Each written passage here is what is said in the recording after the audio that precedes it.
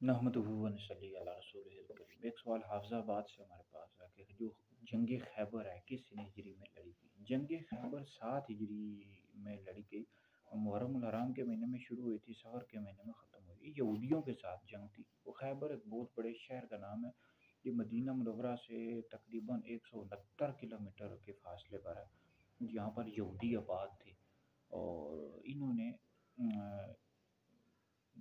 ایک یہودی قبیلہ تھا غطفان، ان کو بھی اپنے ساتھ ملا لیا تھا، اور نبی پاک علیہ الصلوۃ والسلام 1600 صحابہ کرام علیہ رضوان کو ساتھ لے کر روانہ ہوئے، اور یہ یہودیوں کی جو تعداد تھی 20,000 تھی۔ ان کا جو سب سے بڑا قلعہ تھا قلعہ قموس تھا، یہ فتح نہیں ہو رہا تھا۔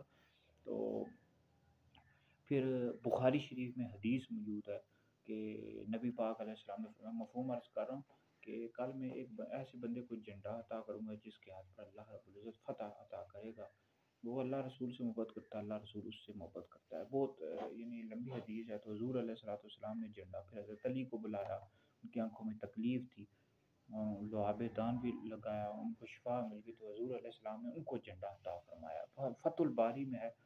پھر حضرت مولا علی پاک رضی اللہ تعالیٰ عنہ کا مقابلہ مرہب سے ہوا ہے۔ مرہب یہ قلعہ قموس کا جو ہے نا یہ سردار تھا، اور اس کا جو ہے نا لیڈر تھا، اور یہ فتح نہیں ہو رہا تھا قلعہ، تو مولا علی پاک کا اس سے مقابلہ ہوا ہے تو مرہب کے ساتھ، اور آپ نے ایک ہی زور سے وار کیا اور سر کو چیرتا ہوا اس کے دانتوں تک اتر آئی تلوار، اور یہ قلعہ جو تھا فتح ہو گیا۔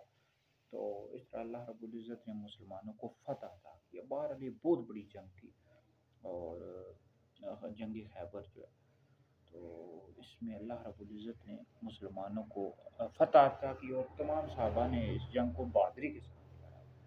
تو اللہ تعالیٰ ان صحابہ کے صدقے اللہ تعالیٰ سب کی مغفرت فرمائے۔